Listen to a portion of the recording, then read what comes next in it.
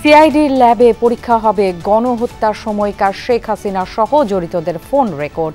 ট্রাইব্যুনালে অভিযোগ দিল শহীদ আবু সাইদের পরিবার। সিআইডিকে এটা ফরেনসিক রিপোর্ট দেওয়ার জন্য একটা নির্দেশনা চেয়ে একটা পিটিশন মুভ করেছিলাম। সেই পিটিশনে আমরা আমাদের প্রাপ্ত তথ্যগুলো ওরা সার্টিফিকেশন দেবে। অনিয়ম করে পূর্বাচলে প্লট নেয়ায় শেখ রেহানা, ববি ও আজমিনার বিরুদ্ধে দুদকের মামলা। আসামি করা হয়েছে আলোচিত ব্রিটিশ মন্ত্রী টিউলিপকেও। প্রতিবেশী হিসেবে বাংলাদেশের সাথে বোঝাপড়া থাকতে হবে বললেন ভারতের সেনাপ্রধান। সীমান্ত ইস্যুতে দিল্লিতে উপ হাই কমিশনারের সাথে আলোচনা। ৩ দফা দাবিতে জগন্নাথ বিশ্ববিদ্যালয়ের শিক্ষার্থীদের কমপ্লিট শাটডাউন। আশ্বাসের পরেও সচিবালয়ের সামনে অবস্থান। আমরা যেভাবে চিঠি দিতে বলেছি এইভাবে ইস্যু না হয় তাহলে অনশন কর্মসূচি চলবে। এই দাবির প্রেক্ষিতে একটা বড় সিদ্ধান্ত এসেছে, এই বিষয়ে আলোচনা হবে। বাংলাদেশি শ্রমিকদের জন্য মালয়েশিয়াকে মাল্টিপল এন্ট্রি ভিসা দেওয়ার আহ্বান প্রধান উপদেষ্টার। যৌথ প্রযুক্তি কমিটি কাজ করছে জানালেন রাষ্ট্রদূত। ক্যান্সার ইনস্টিটিউটে নষ্ট রেডিওথেরাপি মেশিন, সংকট কেমোথেরাপি ওষুধেরও। বিপাকে চিকিৎসা নিতে আসা নিম্ন আয়ের মানুষ।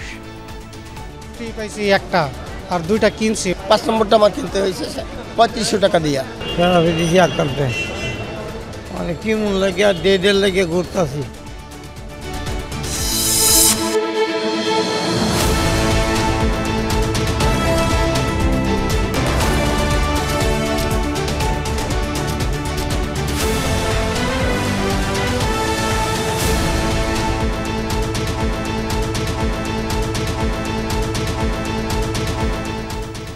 সবাইকে আমন্ত্রণ সন্ধ্যার বাংলাদেশের সাথে থাকছি আমি ফারহানা ন্যান্সি। এতক্ষণ শিরোনামগুলো দেখে নিচ্ছিলেন।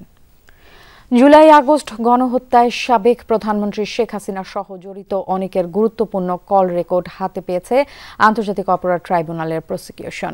কল রেকর্ডগুলো বিশ্লেষণের জন্য সিআইডি ল্যাবে পাঠানোর অনুমতি দিয়েছে ট্রাইব্যুনাল, জানিয়েছেন চিফ প্রসিকিউটর তাজুল ইসলাম।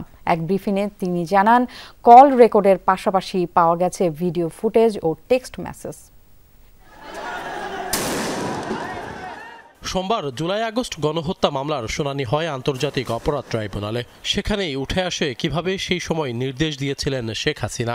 এ সংক্রান্ত কল রেকর্ড সহ ইলেকট্রনিক নানা তথ্য হাতে এসেছে প্রসিকিউশনের, যা সিআইডি ল্যাবে যাচাই বাছাইয়ের জন্য চাওয়া হয় আদালতের অনুমতি। পরে আদালত তদন্ত সংস্থাকে তা যাচাই বাছাইয়ের অনুমতি দেন। আমরা ফাঁস হওয়া সহ আরো অনেকগুলো অডিও রেকর্ড আমরা জব্দ করেছি, সেগুলোর বিষয়ে কাজ চলছে। অনেকেরই আছে, শুধুমাত্র সাবেক প্রধানমন্ত্রীর না, অনেকেরই ভয়েস রেকর্ড।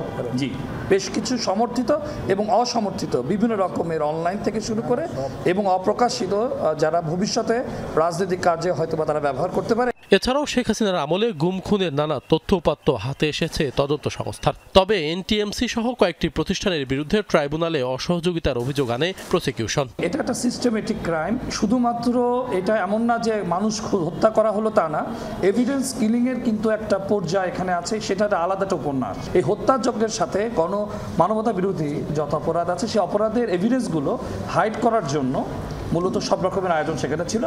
পরে এ বিষয়ে গণমাধ্যমের সাথে কথা বলেন চিফ প্রসিকিউটর। জানান, শুধু অডিও রেকর্ড নয়, বিভিন্ন ভিডিও ফুটেজ, মেসেজ সহ ডিজিটাল এভিডেন্স যাচাই বাছাইয়ের জন্য আবেদন করা হয়। আমরা হিউজ পরিমাণ ডিজিটাল এভিডেন্স কালেকশন করেছি। আপনারা জানেন যে ভিডিও ফুটেজ, বিভিন্ন জায়গার সিসিটিভি ফুটেজ, বিভিন্ন মোবাইলে ধারণকৃত ভিডিও, আমরা এখান থেকে বেছে বেছে সেই ভয়েসগুলো, সেই ভিডিও ফুটেজগুলো, সেই দৃশ্যগুলো, সেই মেসেজগুলো, এগুলোকে ডিজিটালি ফরেনসিক করার জন্য সিআইডির কাছে পাঠানোর ব্যাপারে সিআইডিকে এটার ফরেনসিক রিপোর্ট দেওয়ার জন্য একটা নির্দেশনা চেয়ে একটা পিটিশন মুভ করেছিলাম।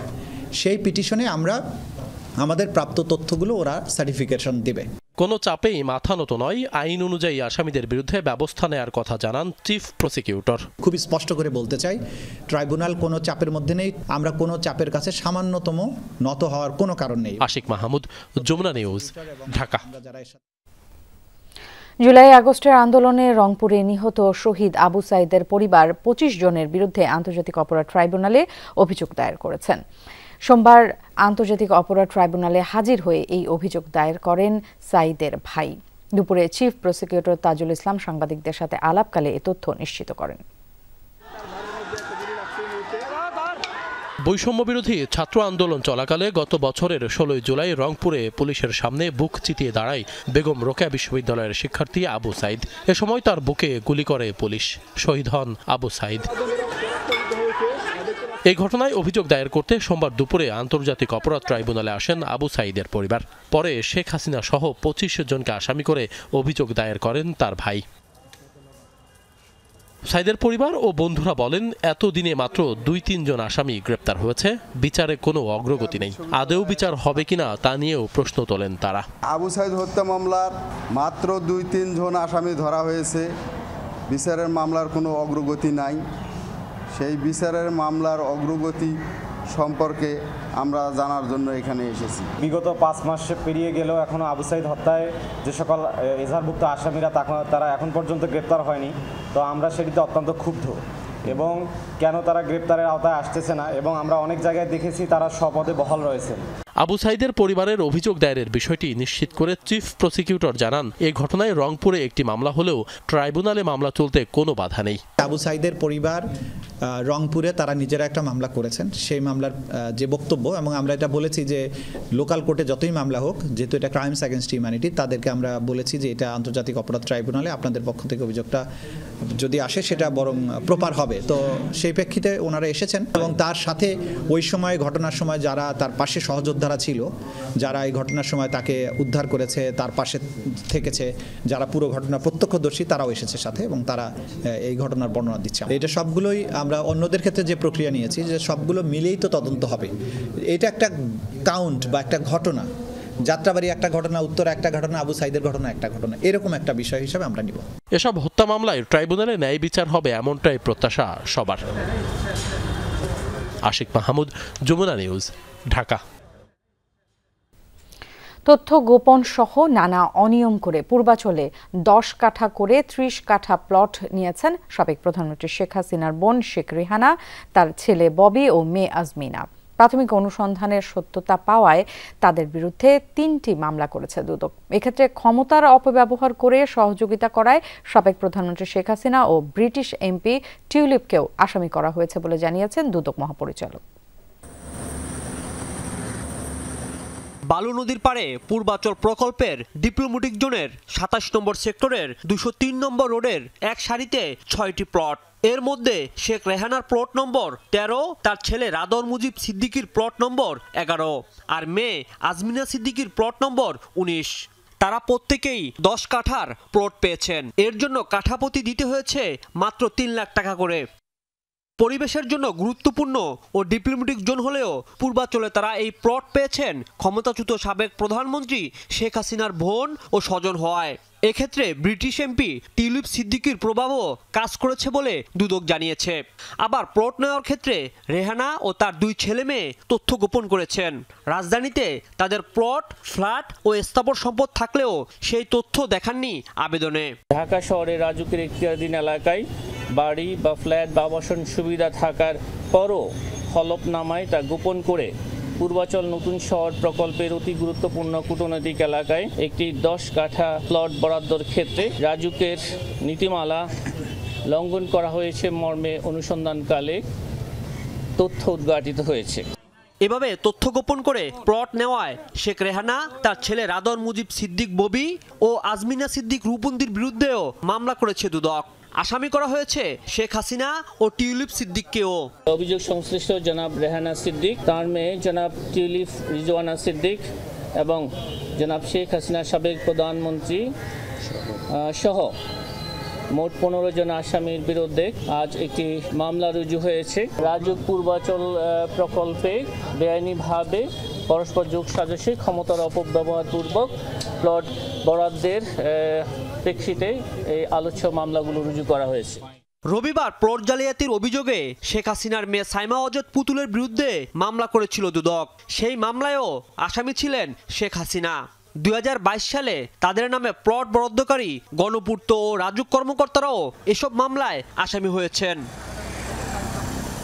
রাজীব আহমেদ, যমুনা নিউজ, ঢাকা।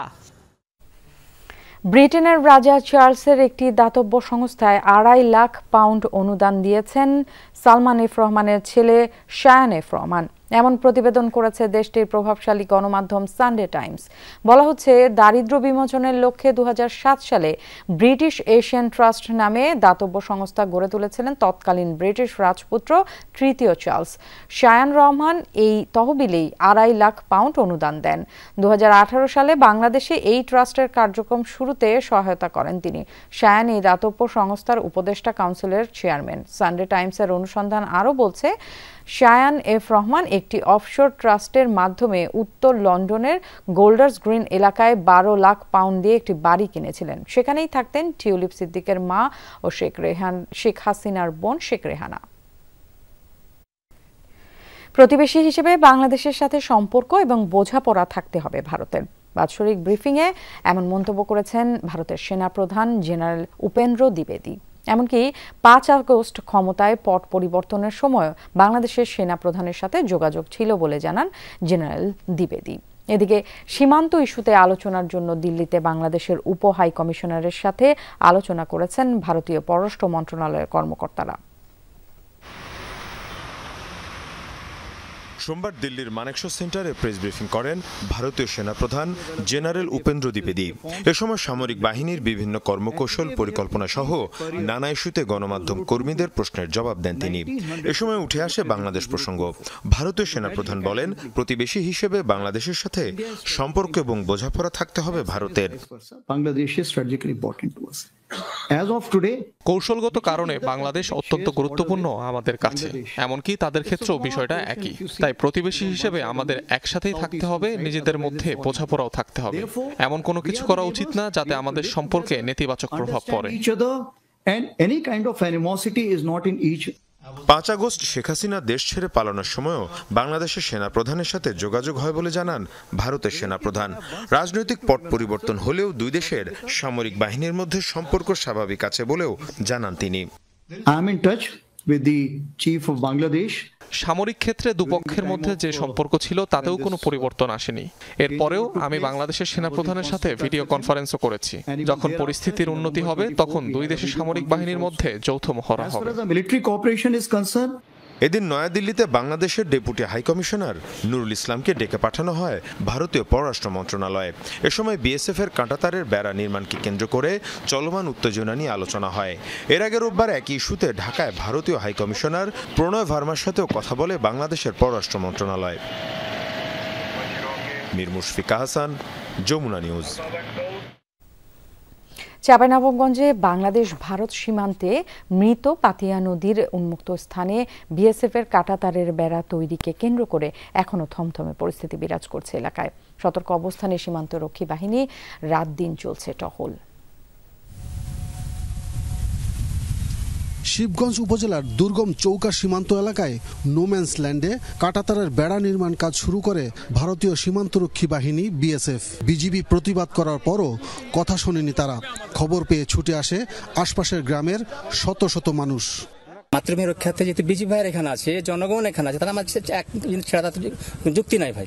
এর জন্য আমরা এখানে ছিলাম, আছি এবং ভবিষ্যৎ থাকবো ইনশাল্লাহ। এটা আমাদের দেশ, আমাদের দেশের জন্য সবকিছু করা লাগবে। দেশের মাটি ইন্ডিয়ারে দেবো কেমনে? না, কোনো আমাদের ভয় নাই, আমাদের জন্য প্রাণ দিতে রাজি। দেশের মাটির প্রতি একটা মায়া আছে, ভালোবাসা আছে, তাই বিধায় আমাদের দেশ তো তাদেরকে দখল করতে দেব না। দফায় দফায় পতাকা বৈঠকের পর পিছু হটে ভারতীয় সীমান্তরক্ষী বাহিনী। কৌশলগত কারণে নিজেদের অবস্থানও সরিয়ে নেয় বিজিবি। জনসাধারণকে বুঝিয়ে সামাল দিতে যথেষ্ট বেগ পেতে হয় তাদের। দুই পক্ষের আনুষ্ঠানিক আলোচনা সম্মতির ভিত্তিতেই সেটা করা হবে, কিন্তু সেটা না করে আন্তর্জাতিক সে আইন লঙ্ঘন করে ভারতীয় সীমান্তরক্ষী বাহিনী কাঁটাতারের বেড়া নির্মাণের চেষ্টা করেছিল। সেই চেষ্টা কয়েক দফায় তারা বিজিবি সদস্যরা জনগণকে সাথে নিয়ে সেটা প্রতিরোধ করেছে। বিজিবি সরে গেলেও নোম্যান্স ল্যান্ডে বিএসএফ এর খোঁড়া গর্তগুলো এখনো আগের মতো। তবে দুই পক্ষই তাদের বাংকারগুলো সরিয়ে ফেলেছে। যে কোনো সময় আবারও বেড়া তৈরির তৎপরতা শুরু হতে পারে আশঙ্কায় দিনের চেয়ে রাতে সতর্কতা বাড়িয়েছে বিজিবি। ব্যাটালিয়ন কমান্ডারের নেতৃত্বে মধ্যরাতেও ছিল নজরদারি। আমাদের প্রস্তুতি আছে, আমাদের নাইট ভিশন আছে, আমরা রাতের বেলা যে কোনো মুভমেন্ট আমরা দেখতে পারি। আর সবচেয়ে তারপর হচ্ছে আমাদের বিভিন্ন ধরনের সব ধরনের প্রস্তুতি আছে। সবচেয়ে বড় প্রস্তুতি হচ্ছে মনোবল। এবং আমি কতটুকু আন্তরিকতার সাথে কাজ করি, দায়িত্বটা পালন করি। তো আমি সেই ক্ষেত্রে বলবো আমার বিজিবি সেই দিক দিয়ে অনেক এগিয়ে আছে। ভারতের পক্ষ থেকে কাজ পুরোপুরি বন্ধের ব্যাপারে এখনো নিশ্চয়তা দেওয়া হয়নি। তাই সাময়িক বন্ধের ঘোষণায় সীমান্ত এলাকায় সাধারণ মানুষের মাঝেও আছে উদ্বেগ, উৎকণ্ঠা। চৌকা সীমান্ত এলাকা, ঠিক আমরা শূন্য রেখায় দাঁড়িয়ে আছি। শূন্য রেখার ওই পারে যে পেছনে আমরা ফ্লাড লাইটগুলো জ্বলছে, সেখানেই তারা কোনো রকম আলোচনা ছাড়াই, বিজিবির সাথে কোনো রকম আলোচনা ছাড়াই বিএসএফ সেখানে কাঁটাতারের বেড়া নির্মাণের একটা চেষ্টা করেছিল। কিন্তু বিজিবির সাথে সাথে স্থানীয় জনতার প্রতিরোধের মুখে তারা তাদের সেই কার্যক্রম বন্ধ করতে বাধ্য হয়েছে। আব্দুল্লাহ তুহিন, যমুনা নিউজ, চৌকা সীমান্ত, চাঁপাইনবাবগঞ্জ। বাংলাদেশের শ্রমিকদের জন্য মালয়েশিয়াকে মাল্টিপল এন্ট্রি ভিসা প্রদানের আহ্বান জানিয়েছেন প্রধান উপদেষ্টা। সোমবার রাষ্ট্রীয় ভবন যমুনায় মালয়েশিয়ার হাই কমিশনার মোহাম্মদ সুহাদা ওথমানের সাথে সাক্ষাৎকালে এ আহ্বান জানান ডক্টর ইউনুস। এ বিষয়ে মালয়েশিয়া ও বাংলাদেশের কর্মকর্তাদের নিয়ে গঠিত একটি যৌথ প্রযুক্তিগত কমিটি গত 31 ডিসেম্বর কুয়ালালামপুরে একটি বৈঠক করেছে বলে জানান মালয়েশিয়ার হাই কমিশনার। এই সংক্রান্ত আরেকটি বৈঠক মঙ্গলবার অনুষ্ঠিত হবে বলেও জানান তিনি। সাক্ষাৎকালে প্রধান উপদেষ্টা বলেন, কুয়ালালামপুরে চতুর্থ দ্বিপাক্ষিক পরামর্শ সভায় যোগদানের জন্য মালয়েশিয়ার পক্ষ থেকে একটি সুবিধাজনক তারিখের অপেক্ষায় আছে বাংলাদেশ।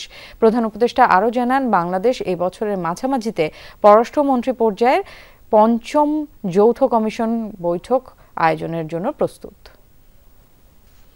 নতুন ক্যাম্পাস স্থাপন, ভূমি অধিগ্রহণ ও উন্নয়ন প্রকল্পের কাজ সেনাবাহিনীর কাছে হস্তান্তরের দাবিতে দিনভর অচল ছিল জগন্নাথ বিশ্ববিদ্যালয়।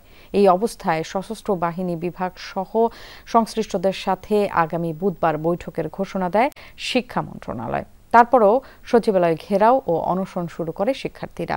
সোমবার সন্ধ্যার পর প্রত্যাহার হয় এই কর্মসূচি। সোমবার বিকেল 4টার পর ক্যাম্পাস থেকে মিছিল নিয়ে সচিবালয়ের সামনে অবস্থান নেন জগন্নাথ বিশ্ববিদ্যালয়ের শিক্ষার্থীরা। রবিবার থেকে অনশনরতরা তখনও দাবি আদায়ে অনড়। এর আগে সকাল থেকে মিছিল স্লোগানে উত্তাল ছিল জবি ক্যাম্পাস। মূল ফটকে তালা ঝুলিয়ে কমপ্লিট শাটডাউন কর্মসূচি পালন করে শিক্ষার্থীরা। এতে শিক্ষা কার্যক্রমে তৈরি হয় অচলাবস্থা। শহীদ মিনারের পাদদেশে তখনও অনশনে অনেকেই। দুপুর পর্যন্ত 16 জন অসুস্থ হলে নেওয়া হয় হাসপাতালে। দ্বিতীয় ক্যাম্পাসের কাজ সেনাবাহিনীকে হস্তান্তরের ক্ষেত্রে যে কর্তৃপক্ষ সংশ্লিষ্ট, এই কর্তৃপক্ষকে নিয়ে একসাথে বসে সুনির্দিষ্ট একটা রোডম্যাপ আমাদের দিতে হবে। এর মধ্যেই খবর আসে মূল দাবি মেনে নিয়ে আগামী বুধবার বৈঠক করবে শিক্ষা মন্ত্রণালয়। কিন্তু এতেও অনশন থেকে সরে আসেনি আন্দোলনরতরা। আমরা যেইভাবে চিঠি দিতে বলেছি এইভাবে ইস্যু না হয় তাহলে অনশন কর্মসূচি চলবে। পরে সংবাদ সম্মেলনে বিশ্ববিদ্যালয় ভিসি জানান, শিক্ষার্থীদের যৌক্তিক দাবি বাস্তবায়নে কাজ করছে প্রশাসন। শিক্ষা মন্ত্রণালয়ের উদ্যোগের কথা জানিয়ে বুধবার পর্যন্ত আন্দোলন থেকে সরে আসার আহ্বান জানান তিনি।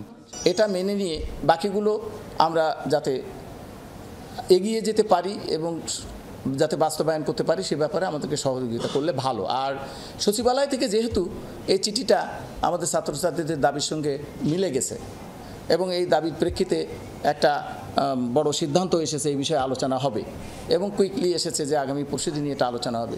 সেটা আমার মনে হয় যে ছাত্রছাত্রীকে অনুরোধ করব আর একটু ধৈর্য ধরে একটু অপেক্ষা করা।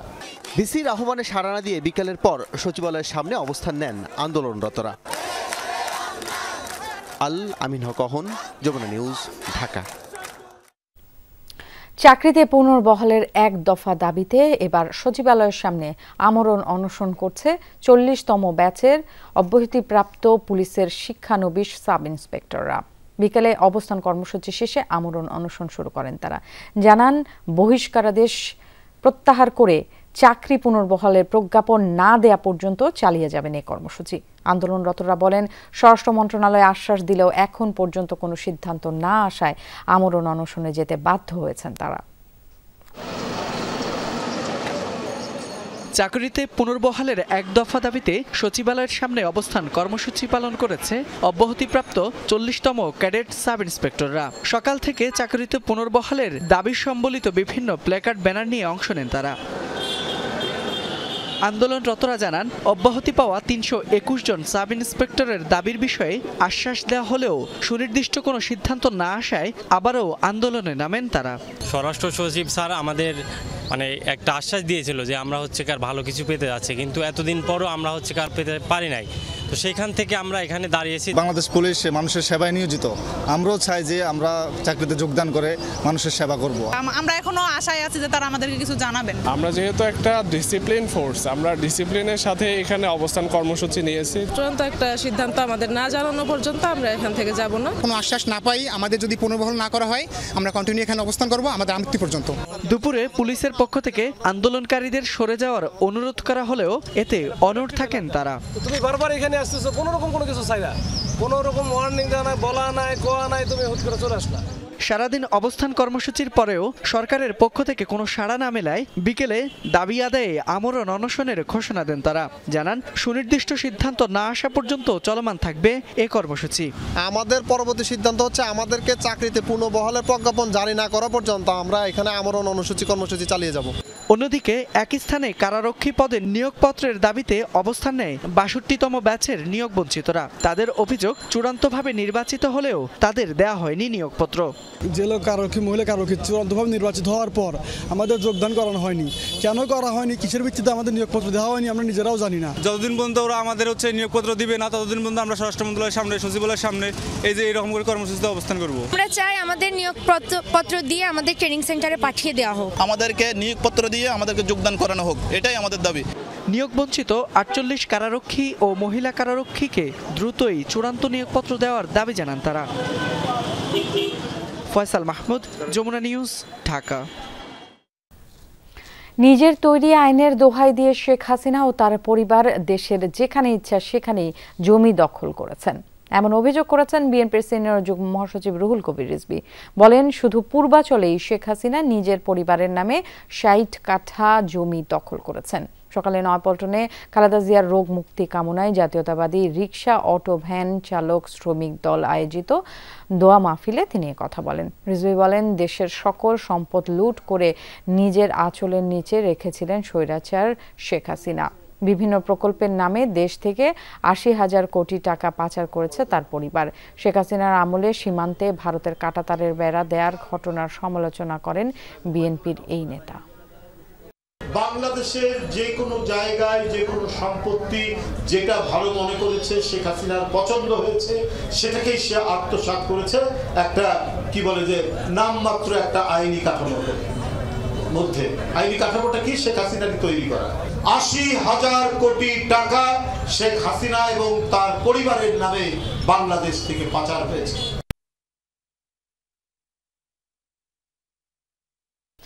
বিএনপির সাথে জামাতের কোনো বিরোধ নেই বলে মন্তব্য করেছেন জামাতে ইসলামের নায়েবে আমির ডক্টর সৈয়দ আব্দুল্লাহ মোহাম্মদ তাহের।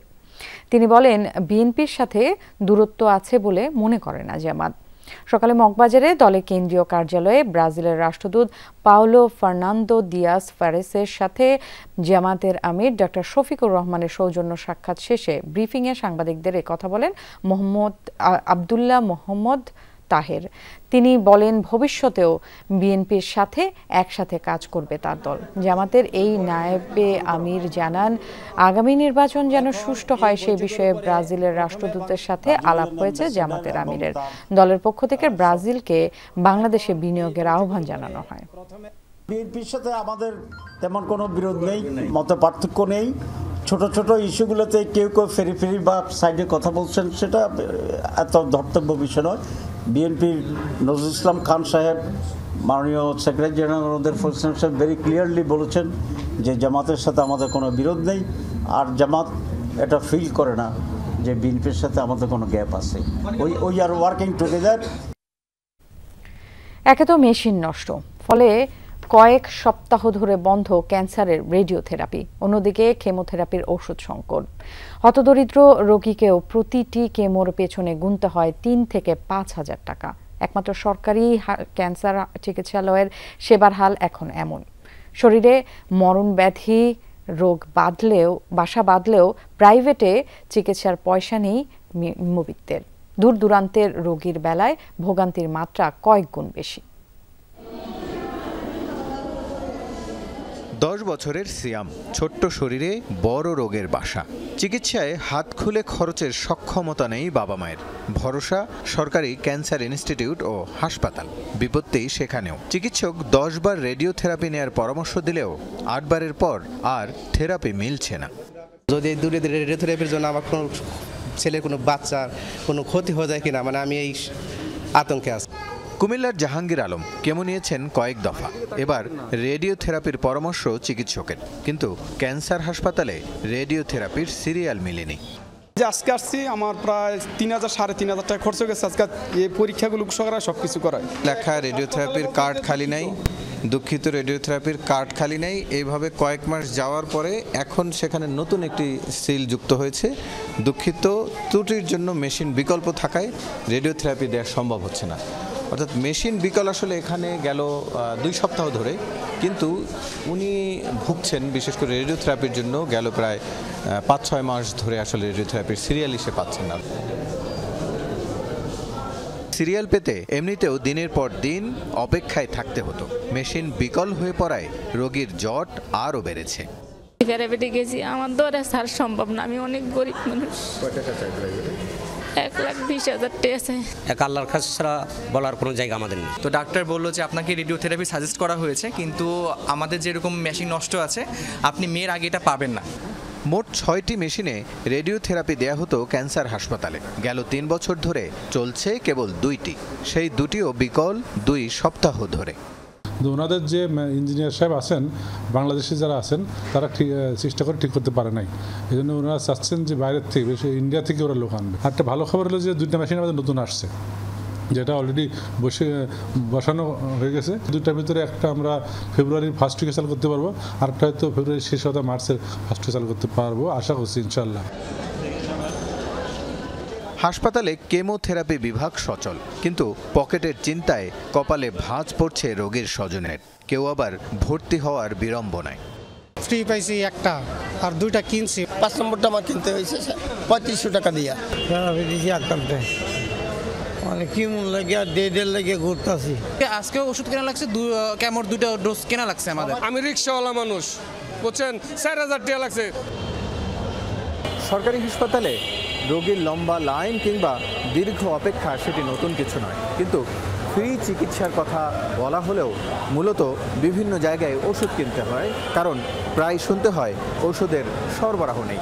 যেমন এই ক্যান্সার হাসপাতালে কেমো দিতে রোগীকে খরচ করতে হচ্ছে 3 থেকে 5,000 টাকা। পরিচালক বলছেন এটি দীর্ঘমেয়াদী নয়, অল্প দিনের সংকট, শীঘ্রই এই সমস্যার সমাধান করা হবে। রাসেল আহমেদ, যমুনা নিউজ, ঢাকা। নতুন HMP ভাইরাস নিয়ে আতঙ্কের কিছু নেই। করোনার মতো মহামারী আকারে ছড়াবে না বলে আশ্বস্ত করেছেন প্রধান উপদেষ্টার বিশেষ সহকারী অধ্যাপক ডক্টর সাইদুর রহমান। তিনি বলেন, সাধারণ ফ্লুর মতোই এই রোগ।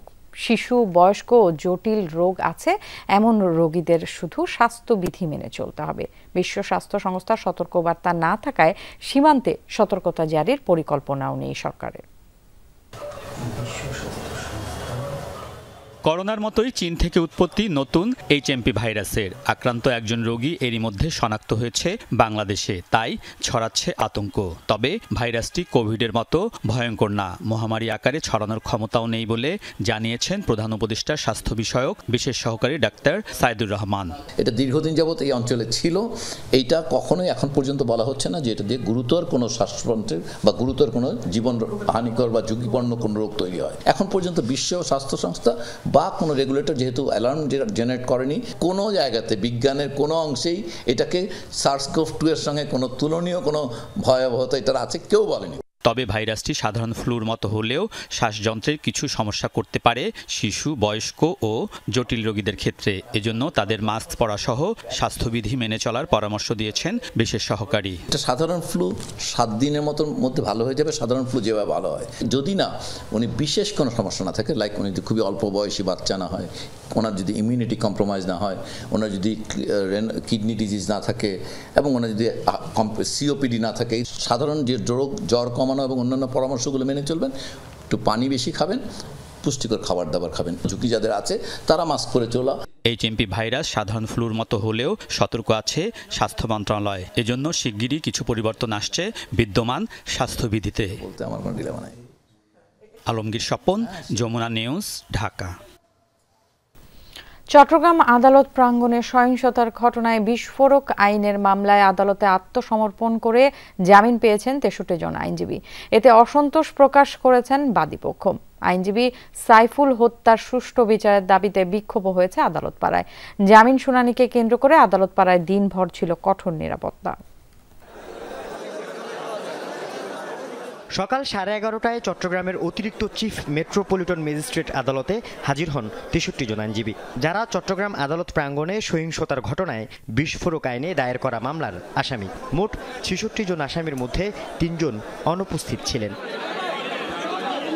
শুনানি শেষে বেলা 12:30টায় 63 জন আইনজীবীর প্রত্যেককে 1000 টাকার বন্ডে পুলিশি রিপোর্ট দাখিলের আগ পর্যন্ত জামিন মঞ্জুর করেন আদালত।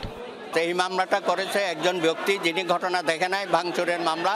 এইখানে 63 জন আইনজীবীকে সম্পৃক্ত করা হয়েছে যারা ঘটনার সাথে সম্পৃক্ত না। বিস্ফোরক মামলার আসামিদের জামিন মঞ্জুর করায় অসন্তোষ প্রকাশ করেন বাদীপক্ষ। পরে আদালত চত্বরে বিক্ষোভ করেন চট্টগ্রাম জেলা আইনজীবী সমিতির অনেকে।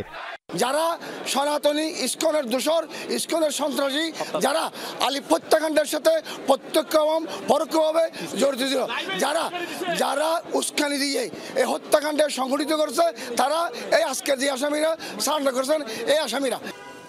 জামিন আবেদনের শুনানিকে কেন্দ্র করে আদালত পাড়ায় নিরাপত্তা জোরদার করা হয়। র্যাব, পুলিশের পাশাপাশি সতর্ক অবস্থান নেন সেনাবাহিনীর সদস্যরাও। যেহেতু অনেক আইনজীবী একসাথে আদালতে আত্মসমর্পণ করবেন, সেই উপলক্ষে আমরা একটা ব্যাপক নিরাপত্তা ব্যবস্থা এখানে রেখেছিলাম। সুন্দর মতো শেষ হয়েছে এবং কোনো ধরনের কোনো নিরাপত্তা বিঘ্নিত হয়নি। একই সাথে আদালত চত্বরে পুলিশের উপর হামলার ঘটনায় দায়ের করা অন্য এক মামলায় আরেক আইনজীবীরও জামিন মঞ্জুর করেন আদালত। গত 26 নভেম্বর সম্মিলিত সনাতনী জাগরণ জোটের মুখপাত্র চিন্ময় কৃষ্ণ দাসের জামিন নামঞ্জুর করে আদালতে পাঠানোর ঘটনাকে কেন্দ্র করে ব্যাপক সংঘর্ষে আইনজীবী সাইফুল ইসলাম আলিফ নিহত হন। এই ঘটনায় তার বাবা হত্যা মামলা এবং তার ভাই বিস্ফোরক আইনে মামলা করেন। আল আমিন শিকদার, যমুনা নিউজ, চট্টগ্রাম। বাংলাদেশ থেকে ভারতে যাওয়ার সময় বেনাপুল ইমিগ্রেশনে আটক হয়েছেন ঢাকা ইডেন কলেজের ছাত্রলীগ নেত্রী সুস্মিতা পান্ডে ও তার ভাই সত্যজিৎ পান্ডে। ইমিগ্রেশন পুলিশ জানায় সকালে বেনাপুল দিয়ে ভারতে যাওয়ার সময় তাদের আটক করা হয়। চিকিৎসার জন্য ভারতে যাচ্ছিলেন সুস্মিতা ও সত্যজিৎ। আটক সুস্মিতা ঢাকা ইডেন কলেজের ছাত্রলীগের সাবেক সাংগঠনিক সম্পাদক। তিনি ঢাকার নিউ মার্কেট এলাকার একটি হত্যা মামলার আসামি। জিজ্ঞাসাবাদ শেষে সন্ধ্যায় তাদের বেনাপুল পোর্ট থানায় হস্তান্তর করা হয়েছে। জানাবো দেশের বাইরের খবর। আরও ভয়াবহ রূপ নিতে পারে ক্যালিফোর্নিয়ার দাবানল, কারণ লস অ্যাঞ্জেলসে আবারও বাড়ছে বাতাসের গতিবেগ। শুষ্ক আবহাওয়া ও বাতাসের তীব্রতায় পরিস্থিতি আরও বিপজ্জনক হতে পারে। অনিয়ন্ত্রিত আগুন ছড়িয়ে পড়তে পারে কয়েকটি ঘন বসতিপূর্ণ এলাকায়। নতুন করে সরে যাওয়ার নির্দেশনা দেওয়া হয়েছে 1 লাখেরও বেশি মানুষকে। ক্যালিফোর্নিয়ার ইতিহাসে ভয়াবহতম দাবানলে প্রাণহানি বেড়ে দাঁড়িয়েছে 24 জনে। দুদিন বাতাসের গতিবেগ কিছুটা কমায় সময়ের সাথে পাল্লা দিয়ে লড়েছেন ফায়ার ফাইটাররা। লস অ্যাঞ্জেলসে প্রায় 1,500 ফায়ার ইঞ্জিন নিয়ে কাজ করছেন 14,000 কর্মী। যোগ দিয়েছে ন্যাশনাল গার্ডের 2,500 সদস্য। আগুন নিয়ন্ত্রণে ব্যবহার করা হচ্ছে 84টি এয়ারক্রাফট। খুব সামান্য কয়েকটি এলাকায় কিছুটা সাফল্যও পেয়েছে, তবে এখনও জারি রয়েছে রেড ফ্ল্যাগ। রোববার স্থানীয় সময় রাত থেকে আবার বাড়তে শুরু করেছে বাতাসের তীব্রতা। যুক্তরাষ্ট্রের ন্যাশনাল ওয়েদার সার্ভিস NWS সতর্ক করেছে মঙ্গলবার নাগাদ ঘন্টায় 96 কিলোমিটার গতিতে প্রবাহিত হতে পারে শুষ্ক বায়ু সান্টা আনা। অ্যাটনে বাড়ি বাড়ি গিয়ে অনুসন্ধান চালানো হয়েছে। দুর্ভাগ্যজনকভাবে সেখানে 3 জনের মরদেহ পাওয়া গেছে। উদ্ধার অভিযান চলবে, আর সেই সাথে প্রাণহানি বৃদ্ধির শঙ্কা রয়েছে। বুধবার পর্যন্ত রেড ফ্ল্যাগ জারি থাকবে। সান্টা অ্যানা আরও শক্তিশালী হয়ে মঙ্গলবার নাগাদ সর্বোচ্চ গতিতে পৌঁছাবে। এরই মধ্যে নতুন কয়েকটি স্থানে ছড়িয়েছে আগুন। এক মুহূর্তের নোটিশে ঘর ছাড়তে হতে পারে আরও 1,92,000 মানুষকে। ঘনবসতিপূর্ণ ব্রেন্টউড এবং সান ফার্নান্দো ভ্যালির দিকে অগ্রসর হওয়ায় নিরাপদ আশ্রয়ে যেতে বলা হয়েছে 1,05,000 মানুষকে। প্রস্তুত থাকতে বলা হয়েছে আরও 87,000 বাসিন্দাকে। 30 বছর ধরে ওই বাড়িতে ছিলাম, আমাদের সব শেষ হয়ে গেছে, সব হারিয়েছি। ফায়ার ফাইটাররা প্রতিটি বাড়িতে গিয়ে নিশ্চিত হচ্ছেন সবাই বের হয়েছেন কিনা, বিমানের মাধ্যমে সরিয়ে নেওয়া হচ্ছে। ক্যালিফোর্নিয়ায় ভয়াবহতম দাবানলে ভস্মীভূত হয়েছে লস অ্যাঞ্জেলসের 12,000 ঘরবাড়ি স্থাপনা। ক্ষয়ক্ষতির পরিমাণ দাঁড়াতে পারে $250 বিলিয়ন থেকে $275 বিলিয়ন। যুক্তরাষ্ট্রের আবহাওয়া বিভাগ বলছে আগামী সপ্তাহে উন্নতি হতে পারে পরিস্থিতির, আর্দ্রতা বৃদ্ধির পাশাপাশি হতে পারে হালকা বৃষ্টি। Dorothy Tasrin, Jamuna news. গাজায় যুদ্ধবিরতি চুক্তির দ্বার প্রান্তে হামাস ইসরায়েল সমঝোতার খুব কাছাকাছি পৌঁছেছে দুপক্ষই। চুক্তির রূপরেখা বাস্তবায়নের কাজ প্রায় শেষের দিকে। কাতারে উচ্চ পর্যায়ের ইসরায়েলি প্রতিনিধিদের সাথে বৈঠকের পর এমনটাই জানিয়েছে একাধিক হামাস সূত্র। রোববার রাজধানী দোহায় অনুষ্ঠিত হয় দুপক্ষের বৈঠকটি। অংশ নেন গোয়েন্দা সংস্থা মোসাদ প্রধান, নিরাপত্তা সংস্থা শিন বেইত প্রধান এবং IDF প্রতিনিধি সহ ইসরায়েলি কর্মকর্তারা। ফলপ্রসূ আলোচনার ইঙ্গিত দিয়েছে দুপক্ষ। হামাসের দাবি, চুক্তিতে ইতিবাচক সাড়া দিয়েছেন ইসরায়েলি প্রধানমন্ত্রী বেনিয়ামিন নেতানিয়াহু। ধারণা করা হচ্ছে 2 ধাপে হবে চুক্তি। হামাসের কয়েকজন জিম্মি মুক্তির বিনিময়ে আটক কয়েকজন ফিলিস্তিনিদের ফিরিয়ে দিবে তেল আবিব। একই সাথে গাজা থেকে সেনাদের সরিয়ে নেবে ইসরায়েল। দ্বিতীয় ধাপ স্থায়ী যুদ্ধবিরতি, গাজার পুনর্নির্মাণ এবং বন্দি বিনিময়কে বাস্তবায়িত করবে। এর আগে রোববার আলোচনার অগ্রগতি নিয়ে নেতানিয়াহুর সাথে ফোনালাপ করেন মার্কিন প্রেসিডেন্ট জো বাইডেন। এই ছিল আজকে সন্ধ্যার বাংলাদেশের আয়োজনে। এতক্ষণ আমাদের সাথে যারা ছিলেন সবাইকে ধন্যবাদ।